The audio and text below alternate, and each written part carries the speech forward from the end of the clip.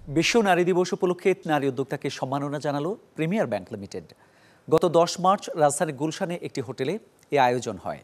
Premier ব্যাংকের MD ও CEO M Riazul করিম এফসিএম এর সভাপতিত্বে অনুষ্ঠানে প্রধান অতিথি ছিলেন বাংলাদেশ ব্যাংকের এসএমই এসপিডির নির্বাহী পরিচালক মোহাম্মদ ওবায়দুল হক। বিশেষ অতিথি ছিলেন বাংলাদেশ ব্যাংকের এসএমই এসপিডির জেনারেল ম্যানেজার মোহাম্মদ জাকির হোসেন ও প্রিমিয়ার ব্যাংকের উপদেষ্টা মোহাম্মদ আলী। অনুষ্ঠানে নারী উদ্যোক্তাদের সাফল্য কামনা করে বক্তব্য রাখেন প্রিমিয়ার ব্যাংকের এমডি ও উপদেষ্টা। পরে বিভিন্ন খাতে বিশেষ অবদানের জন্য নারী উদ্যোক্তার হাতে সম্মাননা স্মারক তুলে দেন অতিথিরা। আর কেক কাটার মাধ্যমে শেষ হয় এই অনুষ্ঠান। এ সময় ব্যাংকের ঊর্ধ্বতন কর্মকর্তারা উপস্থিত ছিলেন। এখানে প্রিমিয়ার ব্যাংকের শীর্ষ 30 জন নারী উদ্যোক্তাকে আমরা ইনভাইট করেছি, যারা নিজের মহিমায় যারা প্রতিষ্ঠিত হয়েছেন প্রিমিয়ার ব্যাংকের আর্থিক সহায়তা নিয়ে।